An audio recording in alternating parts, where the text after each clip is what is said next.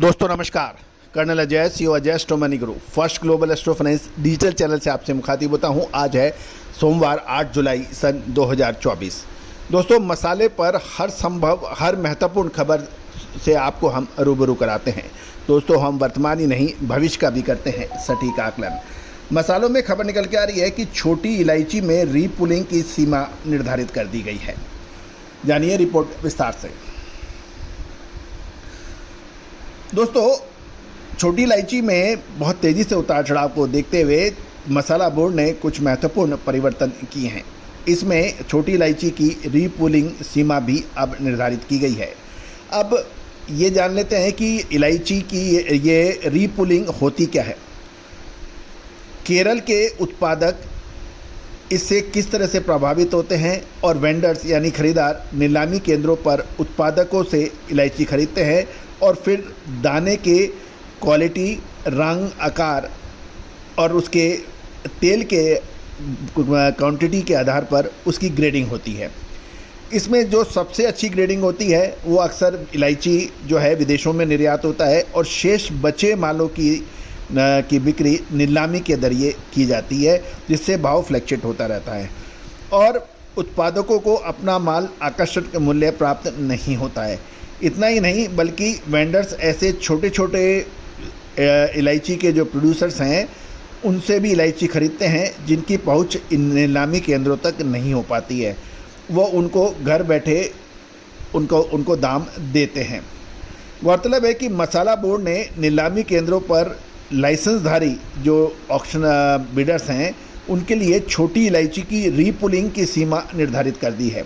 और होता ये पहले ये था कि आपने कोई माल नीलाम किया, उसको हो गया, उसको फिर वो दोबारा पूल करके उसके दोबारा उसको नीलाम कर देते थे और वो कई बार होने से और आर्टिफिशियल तरीके से इलायची के भाव फ्लक्चुएट करते थे।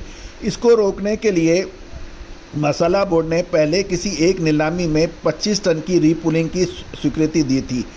अब ये 25% डिसाइड हुई है। इस मुद्दे पर इलायची जो प्रोड्यूसर है एवं मसाला बोर्ड के साथ डीलर्स के बीच में भी आपस में काफ़ी विरोधाभास चल रहा है। मसाला बोर्ड का ये कहना है कि निर्णय कोर्ट के डायरेक्शन के आधार पर लिया गया है और ये छोटे किसान और मसाला उत्पादकों के हित में है, जबकि दूसरी ओर डीलर्स ने ये कहा है कि इससे छोटी इलायची उत्पादकों को भारी नुकसान होगा और उन्होंने इस निर्णय के खिलाफ कोर्ट के अंदर भी याचिका दायर की है। दोस्तों देखना तो ये होगा कि अब होगा क्या, लेकिन ये तो निश्चित है कि रीपुलिंग से इलायची के भाव मजबूत होते हैं और वो तेज़ हो जाते हैं, क्योंकि एक ही इलायची के लॉट को अक्सर कई बार बेचा और ख़रीदा चला जाता है। रीपुलिंग में यदि प्रतिशत लागू होगी या क्वांटिटी कम होगी तो ऐसा करना संभव नहीं हो पाएगा। लेकिन ये भी एक ध्यान देने वाली बात है कि इससे क्या इलायची के छोटे उत्पादक किसानों को फ़ायदा हो रहा था या फिर वो चंद डीलर्स को फ़ायदा हो रहा था जो इसको रीपुलिंग करके आपस में और इसके भाव कृत्रिम रूप से आगे बढ़ा देते थे। दोस्तों इसको हम एक आसान उदाहरण के ज़रिए भी समझ सकते हैं। जैसे कोई एक प्रॉपर्टी नीलाम में हो रही है, उसकी ऑक्शन हो रही है, बिडिंग हो रही है।